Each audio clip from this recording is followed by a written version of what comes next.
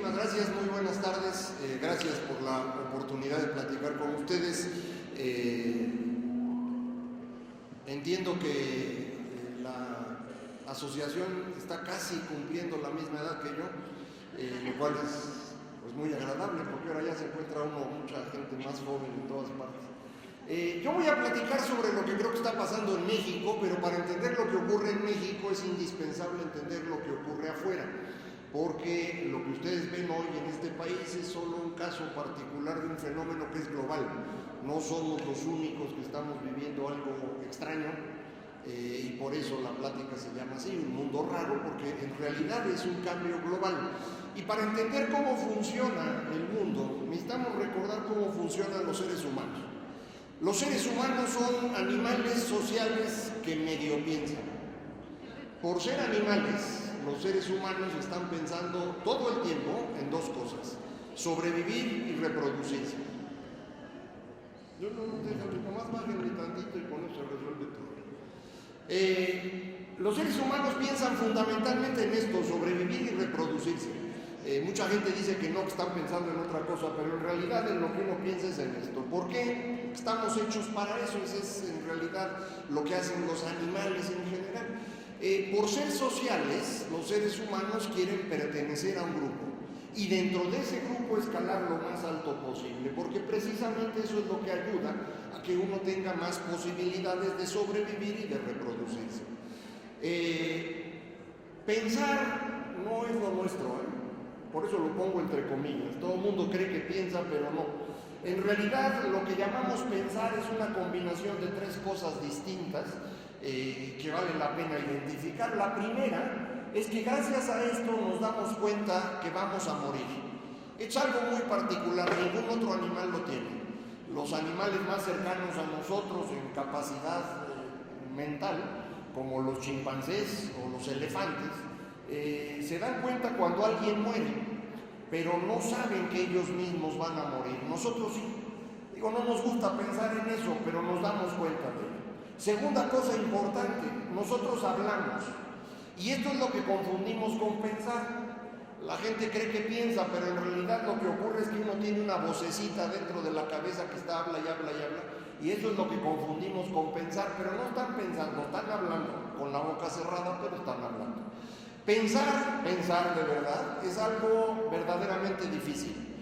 Yo no sé si recuerdan la última vez que lo hicieron, pero debe haber sido doloroso, porque pensar cuesta mucho, cuesta trabajo, cuesta tiempo, cuesta recursos y además de verdad sufre uno cuando uno piensa.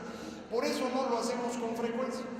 Por ser animales sociales necesitamos relacionarnos con los demás y esta relación solo puede ser de 4 formas distintas. Son las únicas formas de relación que tenemos. La primera es una relación de comunidad, la que tenemos al interior de la familia, por ejemplo. Cada quien pone y toma lo que va necesitando. Uno no le anda cobrando el desayuno a los niños, por ejemplo, ¿no? Es decir, cada quien toma y recibe lo que necesita. Hay relaciones igualitarias, en donde todo el mundo tiene derecho exactamente a lo mismo. Por ejemplo, cuando van al cine, por comprar el boleto del cine, todo el mundo tiene el mismo derecho a ver la película. Así que si uno quiere tener un buen lugar, pues hay que formarse en una fila y el que llega primero tiene derecho a tener un mejor lugar. También cuando votamos es así. Las elecciones son una persona, un voto, precisamente porque todo el mundo debe ser igualitario. Tercer tipo de relación, de intercambio, cuando alguien vende y alguien compra. Y para que esto ocurra tienen que estar de acuerdo. Y finalmente existe la relación de autoridad, en donde uno manda y los demás obedecen. Son las únicas 4 relaciones que hay. Y es muy importante entender en dónde va cada relación, porque si empezamos a invadir relaciones, esto se complica muchísimo. Por ejemplo, cuando ustedes los invitan a cenar, pues ustedes van con una botella de vino o con una canasta de fruta y el anfitrión los recibe muy contento. Pero si en lugar de llevar la botella de vino o la canasta de fruta llevan 500 pesos, que es lo que les iba a costar el arreglito, pues los van a recibir con malas caras, ¿no? Porque eso de llegar a pagar por una comida que te invitaron, pues es una grosería, ¿no?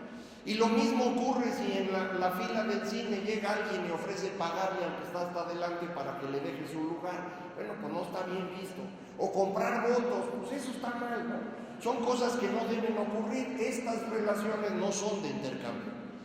Y ocurre lo mismo cuando nosotros queremos sustituir una relación de intercambio por una relación de comunidad. Ahí ya no funcionan las cosas. Y este es un problema muy importante.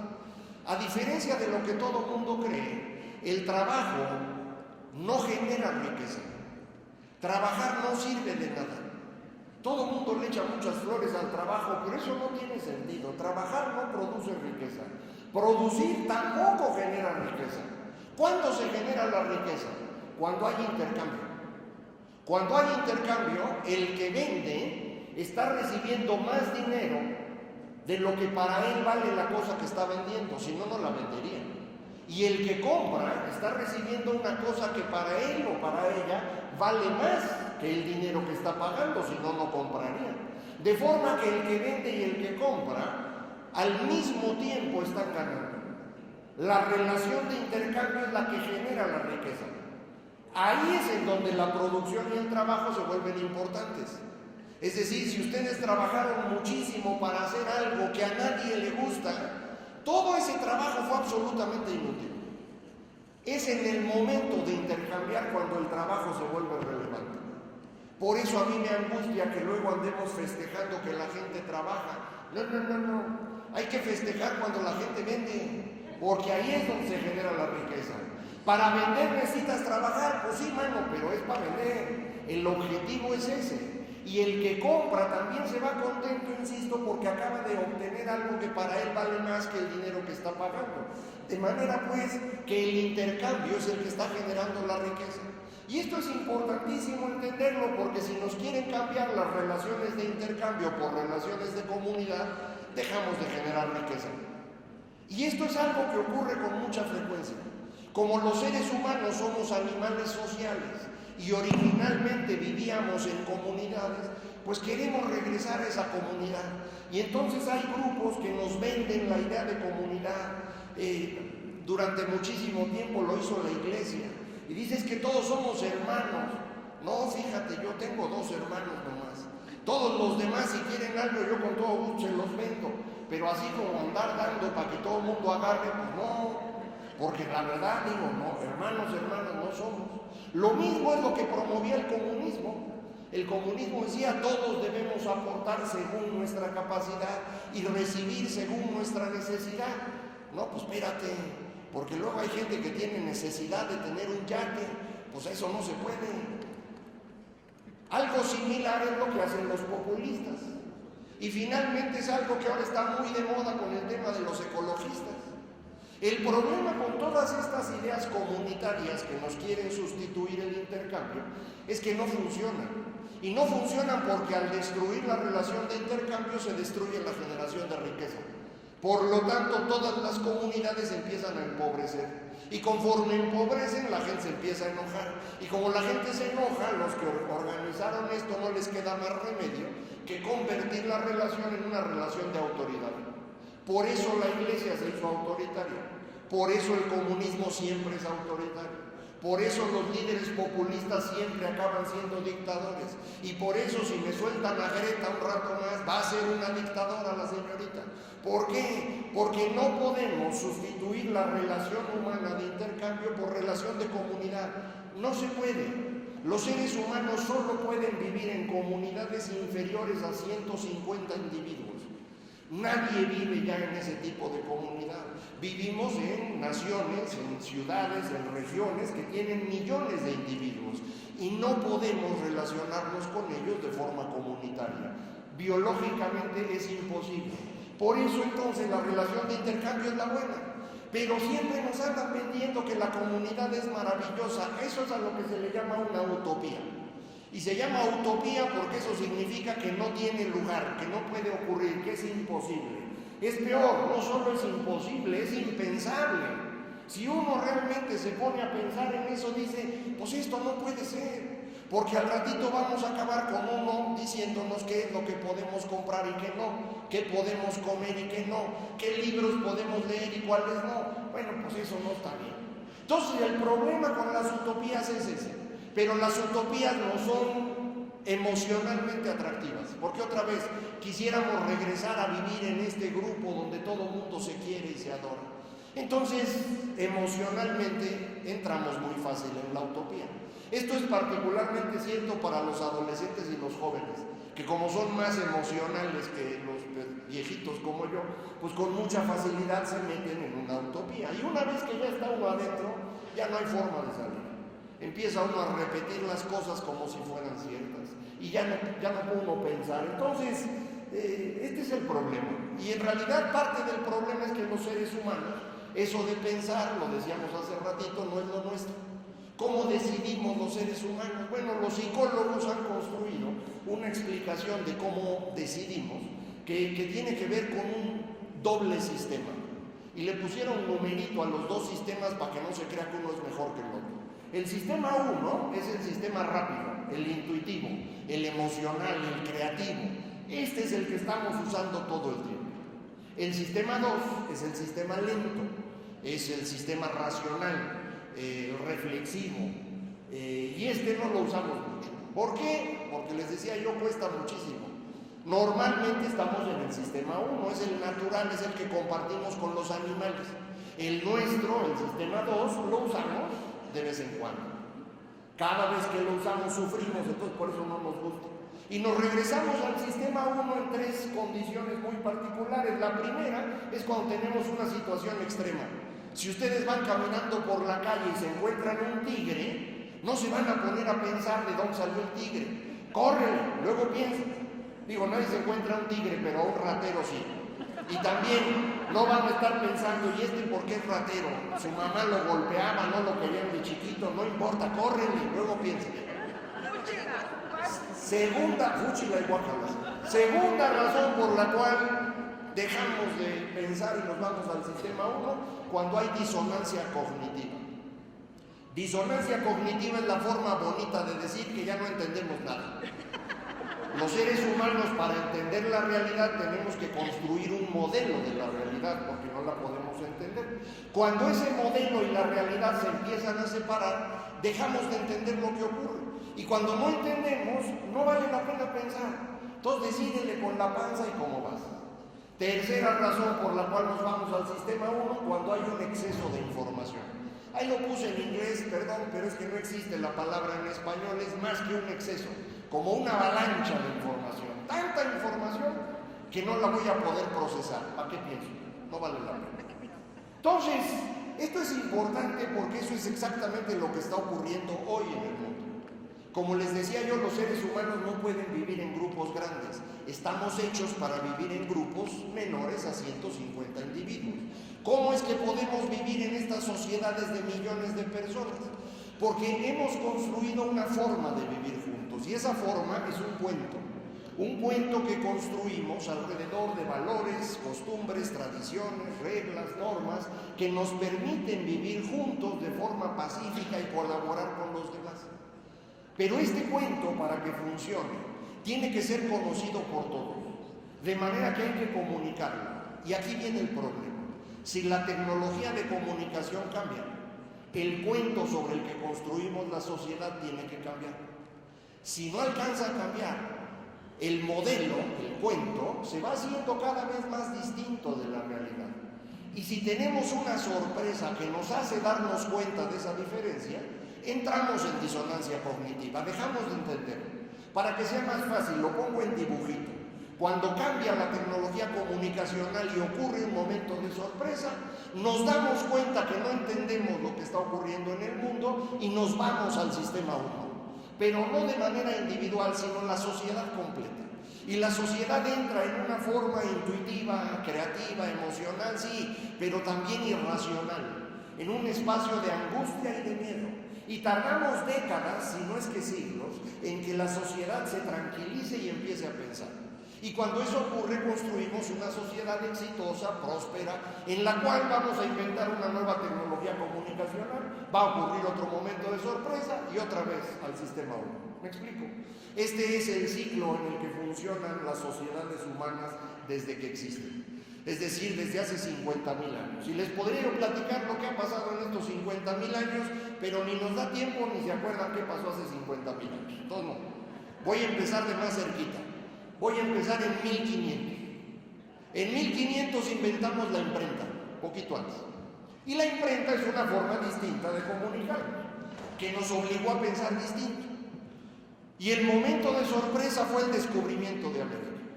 Todo el mundo se acuerda que América se descubrió en 1492, pero eso no importa. Lo que importa es que 10 años después se dieron cuenta que era un continente nuevo. Y esa fue la tragedia. Hasta antes de ese momento, todos los problemas que había en Europa se resolvían alrededor de la Biblia y del intérprete de la Biblia, que era la Iglesia Católica. Si un rey quería saber cómo dividir su reino o cómo debería ser la sucesión, pues iba a hablar con el Papa, leía en la Biblia, pagaba una lana y asunto resuelto. En el momento que encuentran América, esto se viene abajo, porque América no está en la Biblia. ¿Y ahora qué hacemos? Es más, los que viven en América, ¿tienen alma o no? Porque si no tienen alma se les puede matar. Y si sí tienen alma hay que volverlos católicos, ¿me explico? Entonces, a partir de ese momento, la legitimidad de la Biblia, de la Iglesia Católica, que se heredaba a todos los reinos, se viene abajo. Y lo que tenemos es un estallido de fe. Y cuando a los seres humanos le entra la fe, ¿qué es lo que hacen? Se ponen a matar gente. Los seres humanos, cuando se emocionan, matan gente. Y alrededor de la fe, la emoción es espectacular. Y entonces, en esos 150 años, matamos más seres humanos que en toda la historia previa y posterior. Nunca hemos matado más gente que en esos 150 años. ¿Por qué? Porque nos entró la fe. Ya más o menos para el final de la flechita empezamos a pensar. Por ahí aparece Descartes, Hobbes, Spinoza, Locke, es decir, la Ilustración. Y la Ilustración es la edad de la razón, y alrededor de la razón construimos sociedades prósperas. Pero también inventamos una nueva tecnología comunicacional, los periódicos. Y el momento de sorpresa es el terremoto de Lisboa de 1755, del que nadie se acuerda. El día de Todos Santos de 1755 hubo un terremoto espectacular afuera de Portugal de entre 8 y 9 grados que destruyó la ciudad de Lisboa por completo. Y como era día de Todos Santos, la gente estaba en las iglesias rezando y las iglesias se cayeron y los aplastaron a todos. Y entonces la gente de Europa dijo, oiga, ¿y yo por qué voy a tener fe en un Dios que cuando lo voy a adorar me echa la iglesia encima? Y los otros decían, ¿y por qué voy a creer en la razón si el que construyó la iglesia es un inútil y por eso se cayó? Así que no es ni la fe ni la razón lo que debe guiar a la sociedad humana, debe ser la naturaleza. Y alrededor de la naturaleza construimos el romanticismo y nos llenamos de emoción otra vez. ¿Y qué hacemos? Matamos gente. Un montón de gente. Nos volvimos a tranquilizar a mediados del siglo XIX y entramos en la época de la ciencia. Darwin, explicando la evolución, empezamos a entender el átomo, la electricidad y construimos una nueva tecnología comunicacional, los medios masivos.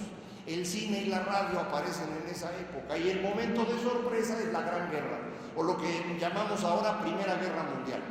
No es que la guerra fuera una sorpresa, en ese entonces había guerras a cada rato. Lo sorprendente de esta guerra es que no se acababa. Cuando va a empezar la Primera Guerra Mundial, todo el mundo cree que va a durar 6 meses. Y pasan 6 meses, y pasa un año, y pasan 2, y no solo no se acaba la guerra, sino que estábamos matando seres humanos como si fuera industria, decenas de miles de personas al día. Y la gente dijo, oiga, no es ni la ciencia ni la naturaleza, lo que necesitamos es controlar a los seres humanos, porque somos animales. ¿Y quién nos va a controlar? El Estado. Y alrededor del Estado construimos los totalitarismos del siglo XX, fascismo, nacionalismo, comunismo y otra vez millones de muertos. Nos volvimos a tranquilizar en 1968 y de allá para acá vivimos una época que llamamos neoliberalismo, de la que todo el mundo se queja, pero no me lo van a creer. En esos 50 años logramos sacar de la pobreza extrema a la mayor cantidad de gente en toda la historia de la humanidad. Más de 3.000 millones de seres humanos dejaron de ser pobres en esos 50 años.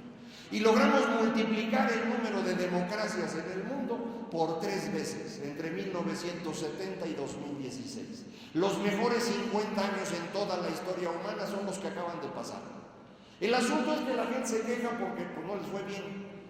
Y si no te fue bien durante el neoliberalismo, el problema eres tú, mano, porque al resto del mundo sí le fue bien. Pero pues otra vez, cuando empezamos a tranquilizarnos, el problema es que inventamos una nueva tecnología comunicacional. Y lo que ahora inventamos son las redes sociales. Y alrededor de las redes sociales, cuando llega el momento de sorpresa, todo cambia. Y el momento de sorpresa fue la gran recesión de 2008-2009. Y a partir de ese momento vamos para arriba. Y cuando vamos para arriba, ¿qué es lo que ocurre? Que entramos en este espacio de emociones, de angustia, de miedo. Si ustedes tienen miedo, tienen angustia, están enojadas, tranquilas, no son ustedes, es todo el mundo. Este es un problema global. No necesitan ir al psicólogo ni al psiquiatra, este es un problema global. Los seres humanos construimos sociedades alrededor de ideas que tienen que aparecer en pares. En el siglo XVI construimos alrededor de la fe y luego le pusimos enfrente la idea contraria, que es la razón. Y cuando estas dos ideas dejan de funcionar, lo sustituimos por otra pareja, la naturaleza y la ciencia. Y en el siglo XX, el Estado y el individuo. Y ahora el individuo dejó de existir. Y desde hace algunos años estamos construyendo el mundo alrededor de otra pareja de ideas que nadie sabe cuál es. Mi impresión es que la primera parte de esa pareja son los grupos. Es decir, ya no hay individuos. Ustedes no son individuos. Yo ya no soy un individuo, ya no soy Macario. Ahora soy un hombre más o menos blanco, mayor de 50 años, heterosexual. Lo cual significa que solo puedo hablar de ciertas cosas. Para otras cosas hay que traer aquí a una mujer negra, homosexual, activista, para que platique con ustedes de sus temas, porque yo no puedo hablar de eso porque no me dejan. Es decir, estamos clasificando a los seres humanos hoy de acuerdo al grupo en el que están, de qué color es su piel, qué género tiene, qué preferencias, cuál es su religión. Y esto no importa si les gusta o no, es lo que está pasando. Y el problema es que de acuerdo a la idea básica sobre la que la sociedad se está construyendo, es como podemos construir la política.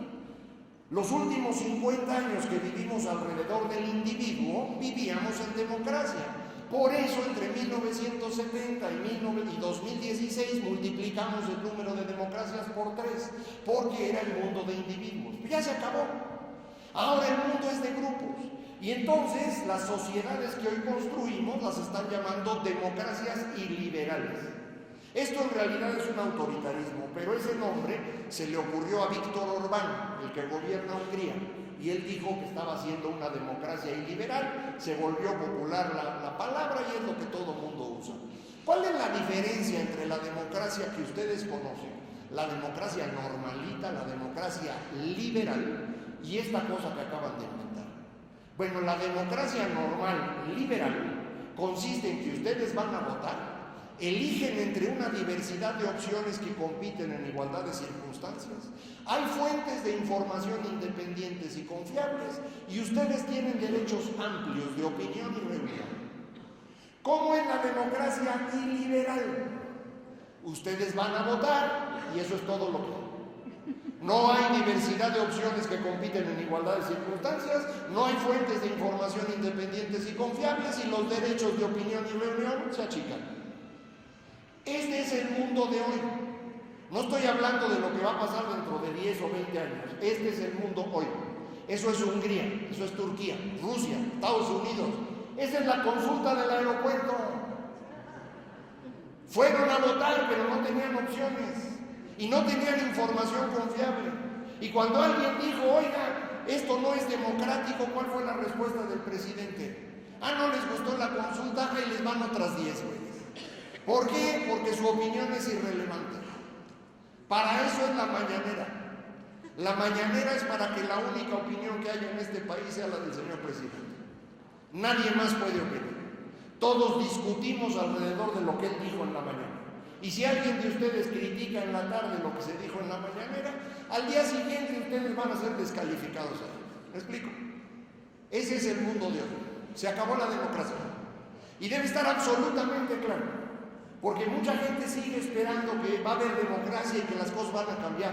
No. La elección de 2018 fue la última elección democrática en México. La del 2021 no va a ser totalmente democrática. De hecho, ustedes lo pueden comprobar ya. Ya no tenemos Suprema Corte de Justicia totalmente autónoma. Ya no tenemos Comisión de Derechos Humanos humanos autónomos. Le van a quitar recursos a los partidos, les van a quitar tiempo de radio y televisión, van a cambiar a los consejeros del Instituto Nacional Electoral.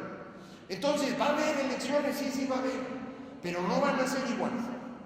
Y eso hay que tenerlo en mente, porque si ustedes quieren ganar la elección, tienen que hacer una estrategia distinta a la que teníamos en los últimos 21 años, en donde las elecciones fueron democráticas. No a todo el mundo le gustaban los resultados, pero había democracia. Otra vez, construimos el mundo alrededor de ideas. Ideas que no desaparecen, nomás se van haciendo chiquitas y encima les ponemos las otras. En el siglo XVI alrededor de la fe, y luego le pusimos la razón, la naturaleza, la ciencia, el Estado, el individuo y finalmente los grupos. Esto en el mundo civilizado. En América Latina ya ven cómo somos. Entonces aquí para deshacernos de Dios fue re difícil, entonces duró mucho tiempo y al final hubo que aventar todo lo demás junto, y por eso nos salieron los países tan chistosos que tenemos. Pero no le hagan caso a esto, porque con eso no se puede explicar. Voy a usarlo de arriba para que vean cómo cada idea nos lleva a un tipo de gobierno particular. Cuando la fe es la idea básica sobre la que funciona la sociedad, necesitamos vivir en reinos, de manera que la fe del rey es la fe de los súbditos. Si el rey es católico, ustedes son católicos. Si el rey es anglicano, son anglicanos. Si es calvinista, son calvinistas, punto. Oiga, que yo no quiero ser calvinista, pásate otro reino. Acá todos son calvinistas.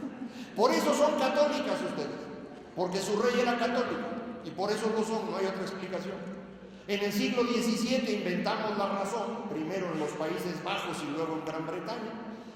En el siglo XVIII nos pusimos poéticos alrededor de la naturaleza. Libertad, igualdad y fraternidad. Se oye bien bonito, pero en español significa córtenle la cabeza a todos. Tuvieron que cortar tantas cabezas en la Revolución Francesa que hasta inventaron la maquinita que corta cabezas, porque es bien difícil, no sé si lo han hecho alguna vez, pero da un golpe y no se cae la cabeza. Entonces por eso la máquina es buenísima, funciona muy bien.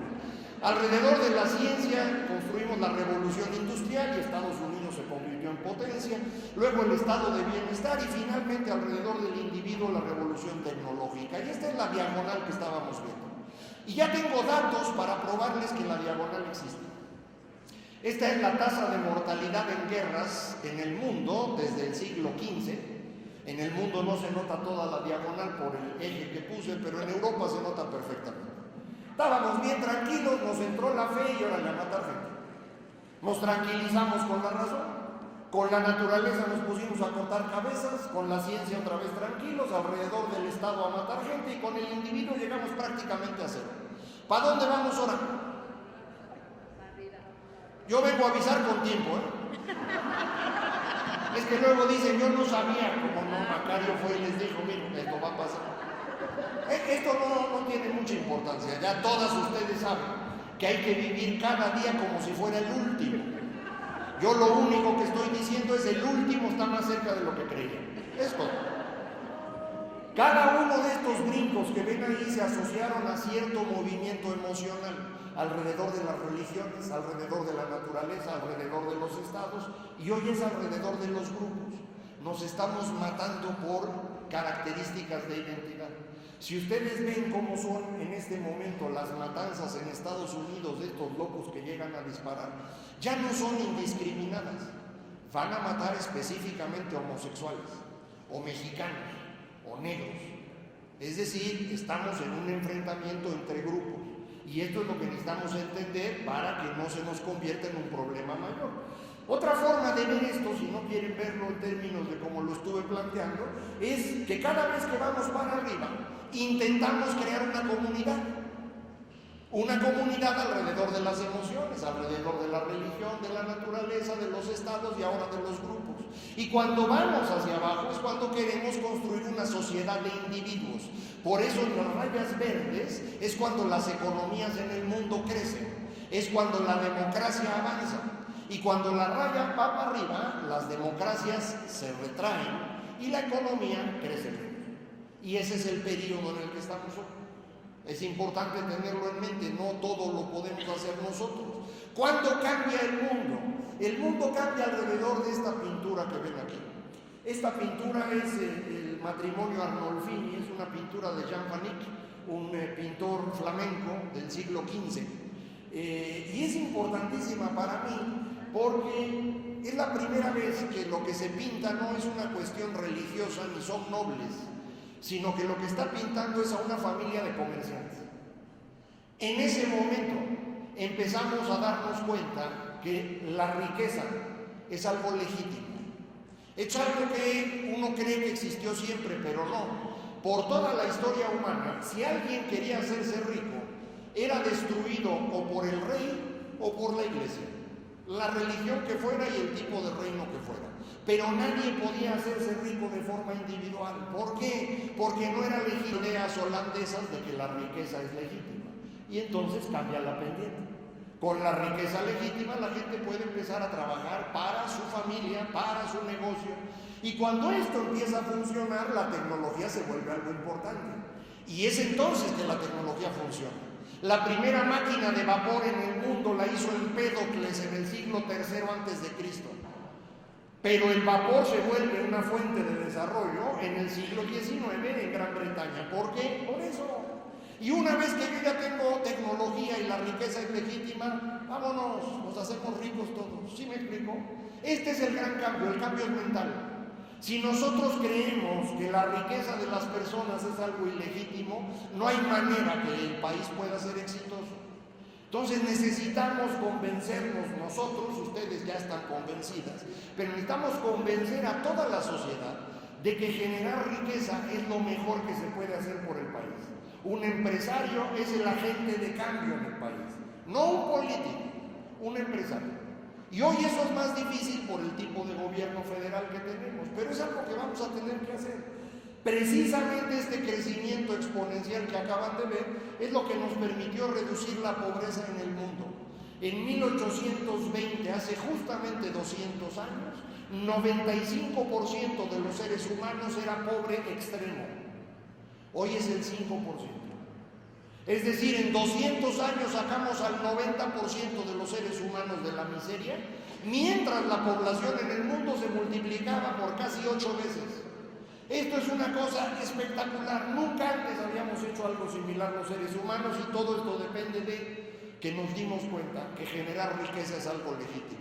Comparen lo que ocurre en Francia y Gran Bretaña justamente alrededor del siglo XVIII. Este es Gran Bretaña, este es Francia, y vean cómo durante el siglo XVIII Francia no crece.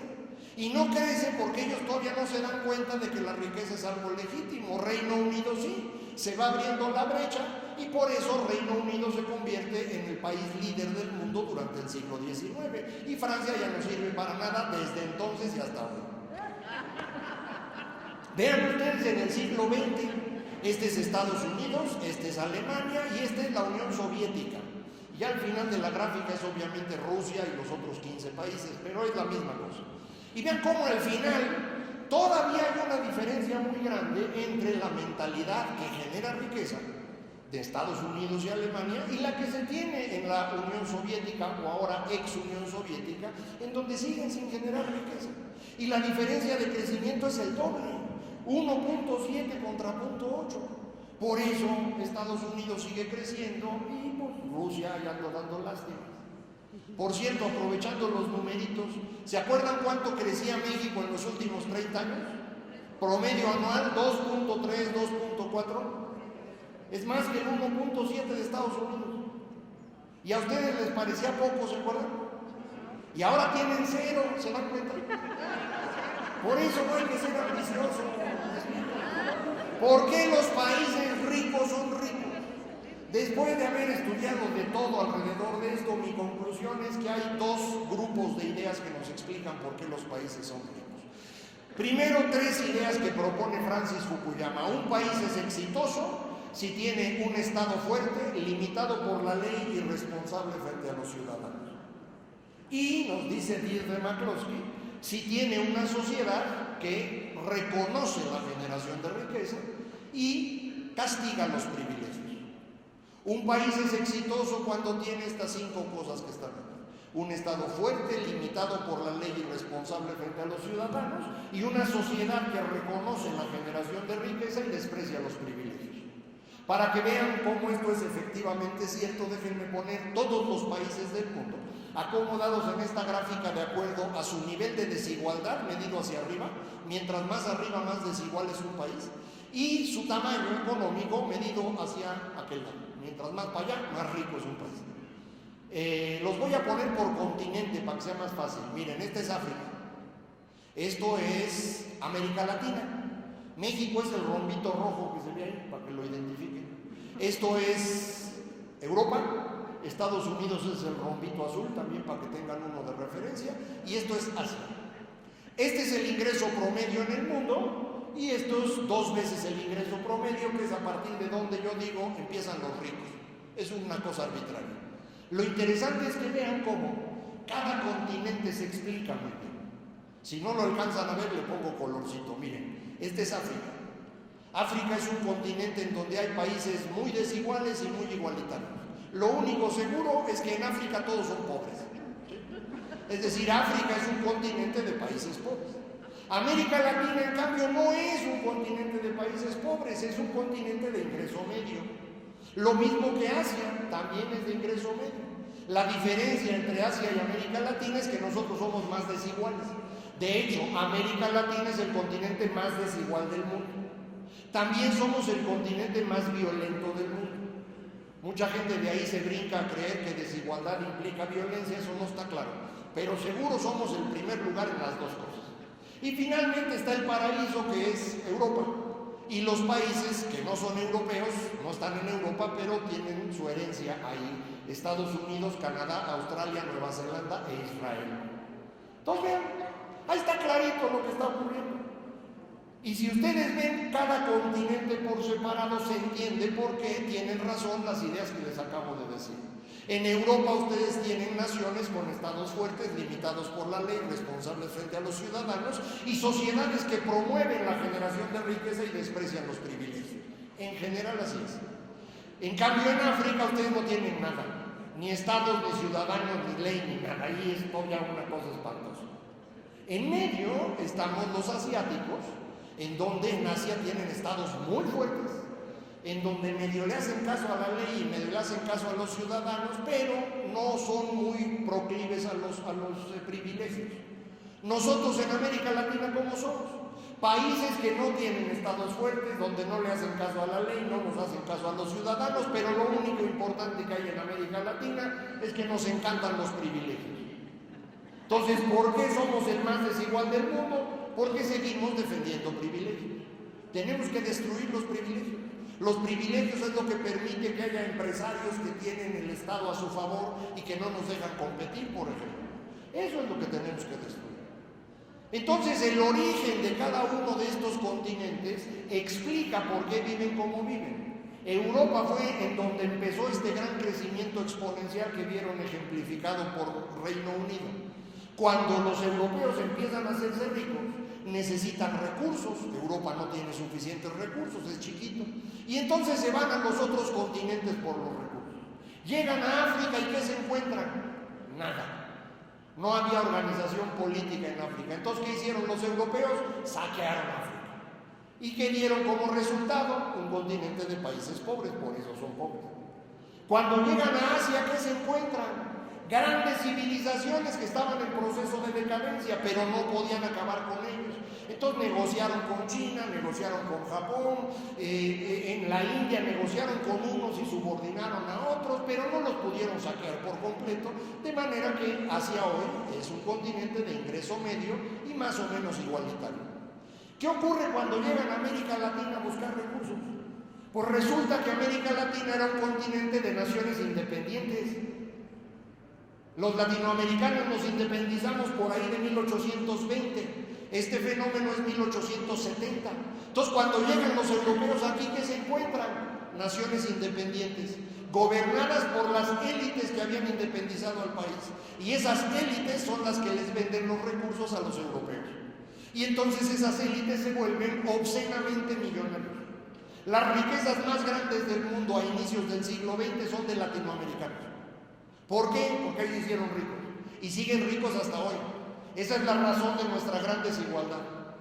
Entonces, todo tiene una explicación histórica y este proceso es un proceso que para cambiar se tarda un rato.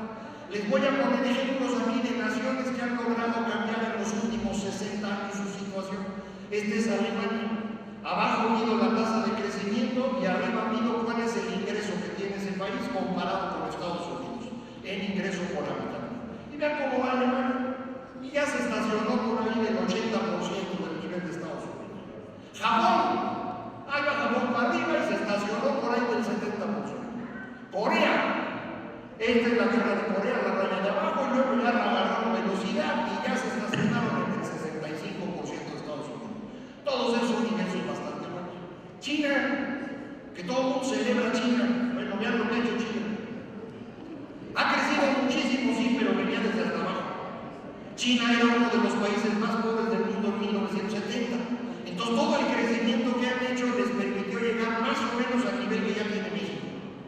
Es decir, los chinos ya casi comen como si fueran mexicanos. Estas son las historias de éxito, países que van convergiendo en la dirección de ser ricos. Ahora les pongo países que son tragedias.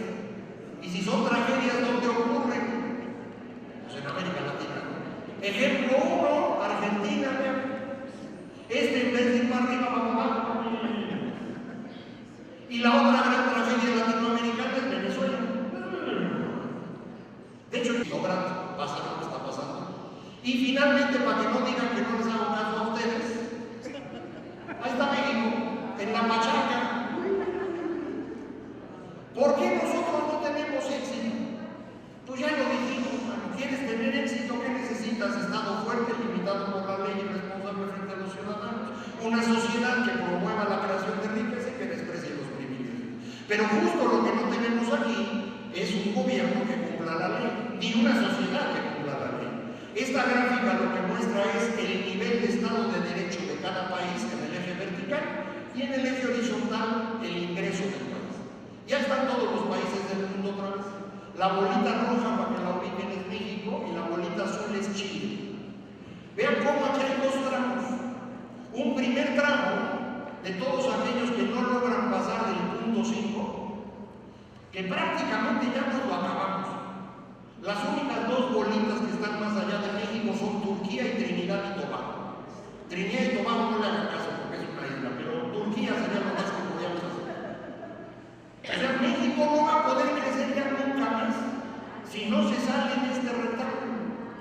¿Cómo se sale uno del rectángulo? Se pasa uno a la flechita. En la flechita va subiendo al mismo tiempo el Estado de Derecho y el tamaño de la economía. Dicho de otra forma, si quieren que este país sea exitoso, obligadamente necesitamos construir un verdadero Estado de Derecho. Necesitamos cumplir leyes. Esto es dificilísimo de entender. Los mexicanos no les gusta la ley. O sea, para los mexicanos el semáforo en rojo es una señal para voltear a cada lado y pasarse. Así no se puede, porque de ahí a robarse el dinero, pues la diferencia es muy poquita, vamos avanzando despacio y ni cuenta se da. Eso no está bien, y es lo que necesitamos cambiar. Entonces, yo no veo por qué andan inventando cosas. Las economías exitosas son estados fuertes, limitados por la ley y responsables frente a los ciudadanos, con sociedades que promueven la creación de riqueza y desprecian privilegios. Pero siguen experimentando cosas rarísimas. Yo no entiendo por qué. México, para que sea más claro lo que ha pasado, esto es lo que ha ocurrido en México en términos de ingreso por habitante desde 1900 hasta el 2010. Vean cómo, de cuando se fue Porfirio Díaz, para recuperar ese nivel de ingreso, tuvimos que esperar 30 años. El nivel de ingreso que México tenía en 1910 lo recuperó exactamente en 1939. 29 años, 30 para la redondear. A partir de 1940 México empieza a crecer. ¿Por qué crecíamos? Porque empezamos a sembrar. Esta rayita anaranjada es el número de hectáreas sembradas en el país. No teníamos sembrado todo el país, lo empezamos a sembrar. Tampoco creen que se puede sembrar mucho. México tiene 200 millones de hectáreas de territorio y solo 22 millones se pueden sembrar, pero estuvimos sembrando. En 1965 llegamos al máximo. A partir de ahí ya no se podía crecer. Y entonces el gobierno debía haber hecho una nueva estrategia de crecimiento y no lo hizo. Y no lo hizo porque quienes gobernaban a México en ese entonces necesitaban el crecimiento para mantenerse en el poder.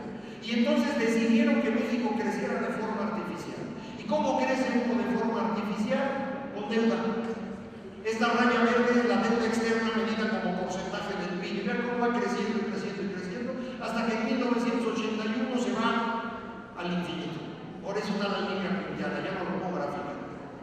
Ahí México debía haber quebrado. ¿Por qué no quebramos? Por la tercera rayita, la producción de petróleo. Vean cómo México no es un país petrolero, la rayita está abajo. Hasta que de pronto ¡fum! Brinca. Ese brincón que se llama Cantarell, este manto petrolero inmenso que encontramos afuera de Campeche.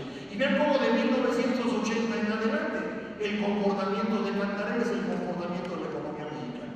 Entonces, si ustedes analizan el siglo XX en México, durante 30 años no crecimos nada, luego crecimos 25 años agotando el campo, luego 15 años agotando el crédito, luego 30 años agotando el petróleo, y ahora ya no hay ni campo, ni crédito, ni petróleo. ¿Ahora qué hacemos? Vamos a tener que hacer algo que nunca habíamos hecho. Yo me opongo, pero es lo único que queda. Vamos a tener que trabajar. Y si queremos trabajar y queremos que funcione, necesitamos que la economía se prepare para eso. Y para eso eran las reformas que se hicieron durante el periodo de Salinas hasta Peña Nieto. Cambiar la economía para que quien trabaja pudiera tener éxito. Este fue el tercer intento de modernizar México. Y es el tercero que fracasó. La primera vez que intentamos modernizar a México fueron las reformas borbónicas a fines del siglo XVIII.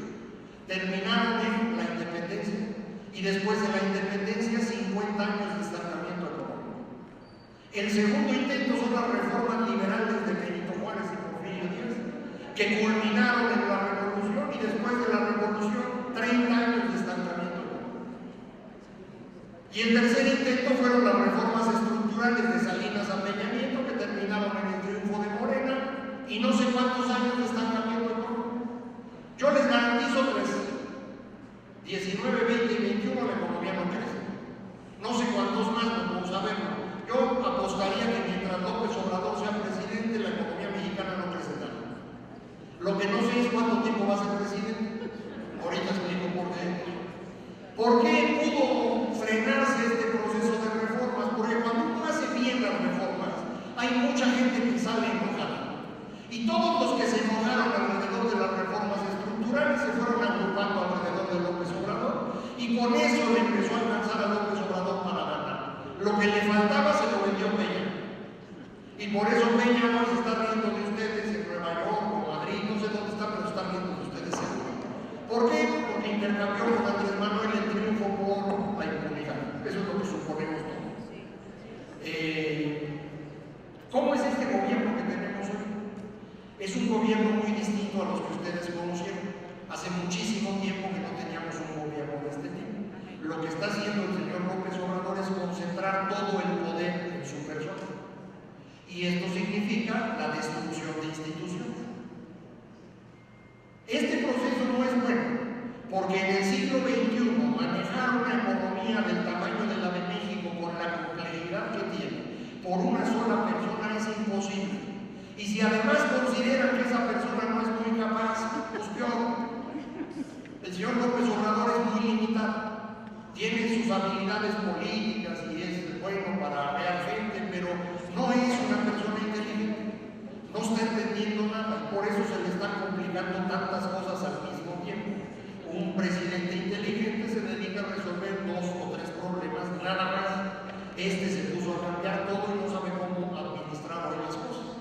¿Cuál es el resultado de esto? Una economía estancada y un problema gravísimo para la sucesión. Déjenme platicar estas dos cosas y prácticamente termino con ello. Esto era cómo estaba creciendo la economía mexicana el año pasado, a principios de año hasta septiembre, 2,5% andábamos creciendo. Y justo hace un año se le ocurrió al señor presidente cancelar el aeropuerto de Texcoco. A partir de ese momento vean lo que le ocurre a la economía mexicana. Está muy clarito para mí. ¿Qué va a pasar ahora? Bueno, pues mi estimación es que hay más o menos vamos a estar dando lástimas, menos 0, como dijo él. 0.1, menos 0.2, el año que entra un poquito menos, el que sigue un poquito más.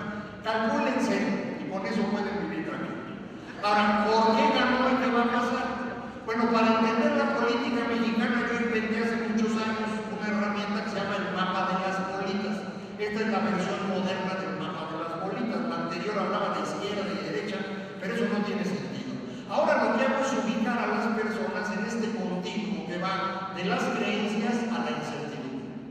de abajo hacia arriba las reglas. Abajo las reglas más sólidas que existen, que son las instituciones, y arriba la ausencia total de reglas. Anomia es la palabra bonita para decir que no hay reglas. Y esto me da 4 espacios distintos de vida, en donde no hay reglas, ni hay certidumbre, no hay gobierno, hay anarquía. Esto es una cosa espantosa y ustedes no lo quieren conocer. Si alguien lo quiere conocer, puede ir a Venezuela. No va a regresar, pero lo va a conocer. Acá de este lado, donde yo no tengo reglas, pero tengo creencias, es el espacio de los demagogos, que son los que están siendo exitosos en todo el mundo. Este es Donald Trump, este es Jair Bolsonaro, este es Andrés Manuel, este es Bukele, este es Salvini, todos están teniendo éxito. Allá abajo, en donde yo tengo al mismo tiempo reglas y creencias, es el espacio natural de los seres humanos, y los seres humanos hacemos jerarquías. Ustedes han vivido en jerarquías toda su vida.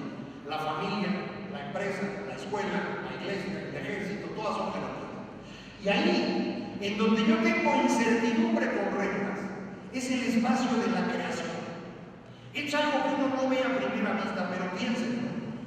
Yo necesito que haya incertidumbre para poder crear algo. Cuando ya todo es conocido, yo ya no puedo crear nada. Necesito incertidumbre. La incertidumbre es el espacio en el que puedo crear. Ahí puedo crear conocimiento con base en la ciencia, puedo crear riqueza enfrentando el riesgo, puedo crear estabilidad política con la democracia. La democracia es un sistema incierto en el que uno nunca sabe quién va a ganar, pero genera estabilidad porque está controlado por reglas. El problema de este espacio es que la incertidumbre genera angustia en los seres humanos. Y cuando alguien tiene angustia, ¿qué es lo que busca? Consuelo. Y el consuelo está en el espacio de las creencias. Entonces los seres humanos suelen jalarse de regreso, pero allá es donde está la creación. ¿Qué es lo que tenemos hoy en materia política en México? Bueno, prácticamente lo que tenemos hoy en México es un mapa político como este que están viendo en este momento. Este es el resultado de la elección presidencial. Existe Andrés Manuel López Obrador y un par de cachitos chiquitos del PAN, el PAN tradicional y el grupo de Felipe Calderón. Eso es todo lo que hay. Es la primera vez que yo tengo que dibujar un mapa político como este. Pero yo no tengo la culpa, yo nomás lo dibujo. Los que votaron fueron ustedes. Y eso fue lo que eligieron. Y para mí es una cosa bien extraña, porque los mexicanos por voluntad propia decidieron darle todo el poder político de este país a una sola persona. Y yo dije, esto es absurdo, esto nunca se ha ocurrido en la historia de la humanidad. Y me puse a investigar y ya encontré que sí, ya ocurrió una vez antes. En 1946, Juan Domingo Perón inventó un partido político de la nada, se presentó a las elecciones en Argentina y ganó con 52% del voto. No se quiso ir después. A los 9 años hubo que darle un golpe de Estado. Pero aún así los peronistas han controlado Argentina desde 1946 hasta el día de hoy. Y han destruido Argentina, como vieron en la gráfica de hace rato. Eso es lo mismo que hicieron ustedes. Es una cosa espectacular. Somos gente rara porque los latinoamericanos. Y digo que es todo el poder a una sola persona porque Morena no es un partido político. Lo dije durante las elecciones y se enojaron conmigo. Morena no es un partido político, es un zoológico.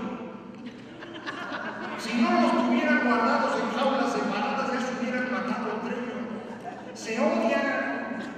Como Andrés Manuel iba a ganar, todo el mundo se fue a meter ahí. Y entonces viene gente de todo tipo de trayectorias políticas, todo tipo de ideologías, y se odian. Ya les tocó ver a ustedes el enfrentamiento entre Martí y Monreal, por ejemplo.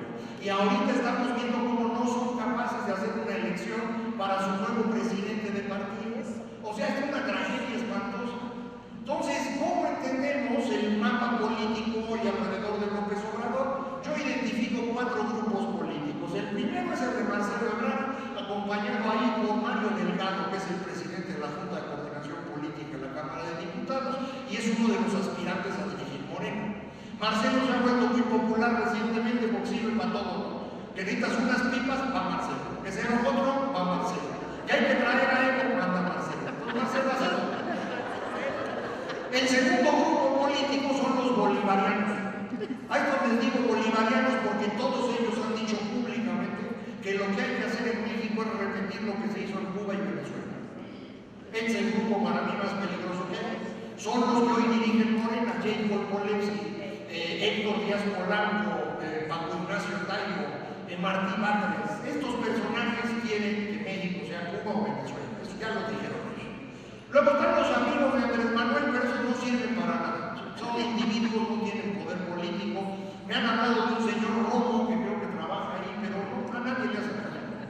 Luego está el tercer grupo, es el de Claudia Sheinbaum, acompañada por unos jóvenes académicos que se llaman Democracia Deliberada. Este grupo fue creado por Gerardo Esquivel, que hoy es subgobernador del Banco de México.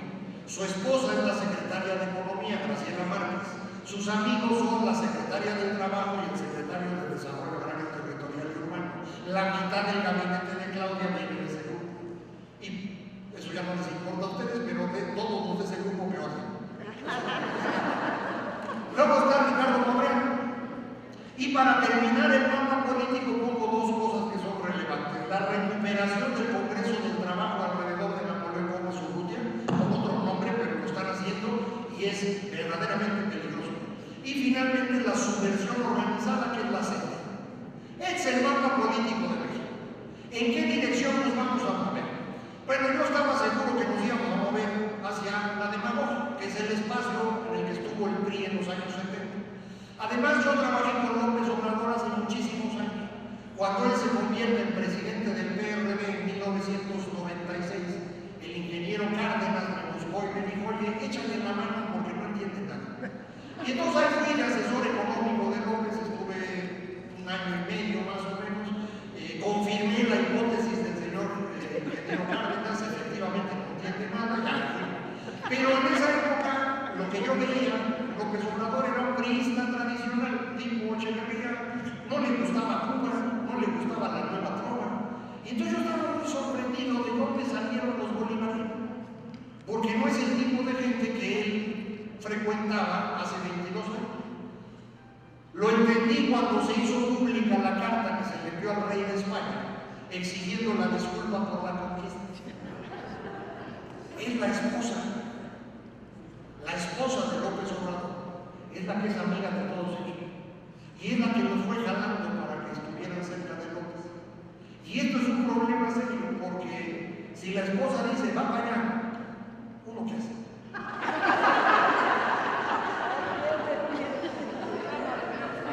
Entonces tengo la angustia de que nos vamos a mover para allá. Déjense todavía más claro esto. López Obrador ha destruido la institucionalidad democrática de México. Todavía no acaba, pero ya va muy avanzado. Entonces no hay institucionalidad. Pero además no tiene partido político. ¿Cómo va a procesar la sucesión presidencial? El problema más difícil para cualquier régimen político es la sucesión. Por eso las monarquías inventaron las dinastías.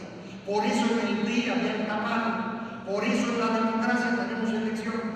Bueno, acá no tenemos solución.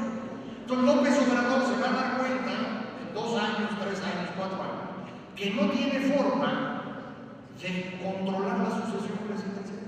Y entonces, aunque no quiera, se va a tener que quedar. Ya en principio hizo lo de la revocación de mandato y eso por si se necesita, pero no se va a poder ir.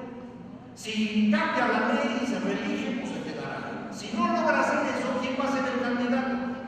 La esposa. Porque la esposa es la única persona que puede reflejar ante el pueblo que es él mismo. Porque si él se le ocurre poner a Claudia, todas las demás bolitas se van.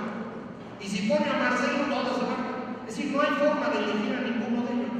Entonces va a tener que elegir a su esposa. Y esa parte me preocupa porque si fuese así como digo, la señora sería presidenta del 2024 al 2030. Y en ese sexenio, a más tardar, se nos va a morir López. O sea, acaba de cumplir años esta semana, ¿no? Dijo que 66, parece de 86. Yo creo que aguanta este sexenio, pero otro más. Y si se nos muere, ¿quién se queda gobernando este país? Los bolivarianos. Entonces, está sabroso el asunto. Mientras estamos viviendo eso en México, el resto del mundo está en este proceso de democracias iliberales que ya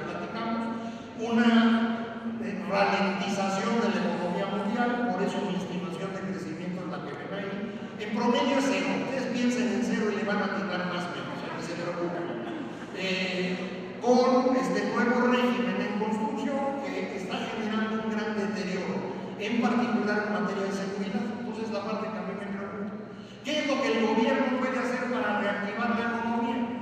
Pues lo primero es que les aprueben el TEMEC, que no les han aprobado. Si se los aprueban o no, en mi opinión, ya no es muy relevante. Sería mejor que lo aprueben, ojalá lo aprueben, pero no va a cambiar la dinámica de la economía. La otra alternativa sería que se endeudaran, pero Andrés Manuel no puede contratar deuda. En el momento que lo haga, todo el mundo, los inversionistas van a decir, este ya se volvió loco, y se van a ir. Entonces, por eso no contrata deuda, no porque sea responsable, sino porque sabe que lo van a castigar de inmediato. Tercero, que los privados inviertan, para eso han estado hablando con todos y demás. Yo no creo que esto vaya a ocurrir, pero a ver. Entonces tiene que aguantar vara, pero viene el 2021, y entonces va a llegar sin popularidad en 2021 y no va a poder ganar la elección. Por eso quiere destruir al Instituto Nacional Electoral de una vez, porque si no, se le va a ir el poder por completo en 2021. ¿Qué puede hacer la sociedad? Bueno, yo creo que lo primero es entender que si queremos que este país sea exitoso, tiene que ser a través de leyes. Y eso significa que los mexicanos empiecen a actuar distinto. Yo sé que eso tarda, pero hay que hacerlo. Y el proceso para hacerlo creo que es construir esta microconciencia alrededor de quienes estamos. Ir convenciendo de que las leyes son importantes y que necesitamos esforzarnos porque esto funcione. Yo propongo que, si quieren ustedes que esto cambie, trabajen localmente y gremialmente. No anden buscando soluciones para México, eso no existe. Busquen soluciones para el pedacito donde están ustedes, su colonia, su municipio y, en el mayor de los casos, su entidad federativa.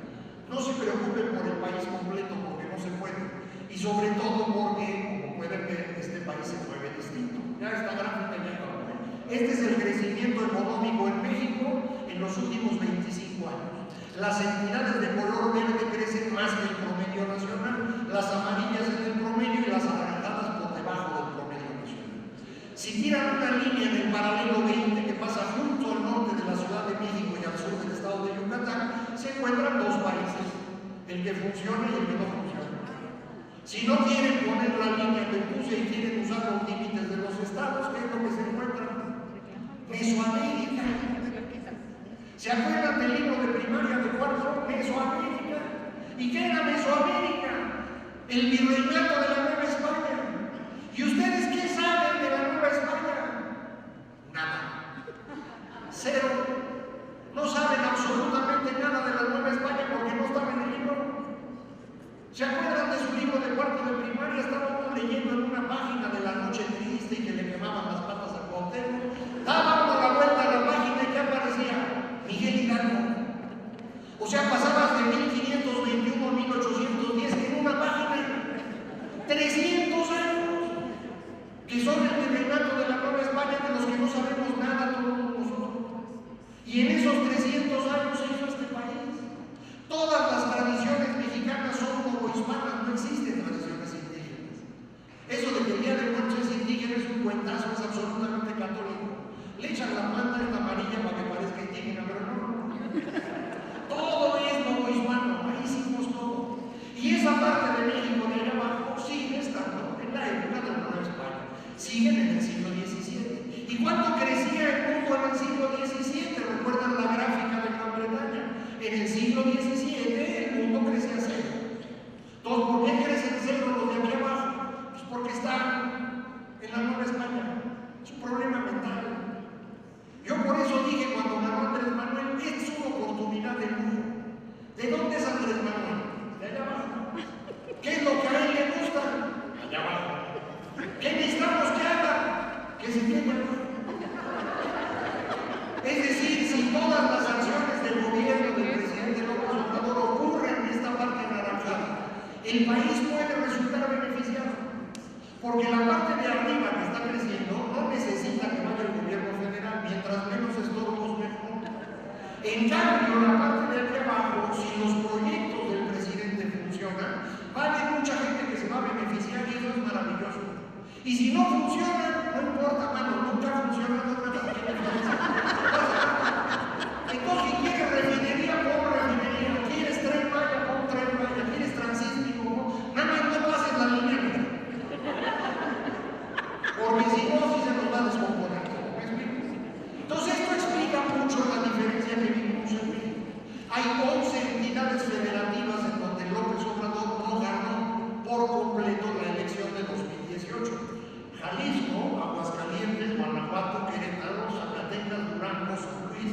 Coahuila, Nuevo León, Tamaulipas y Yucatán.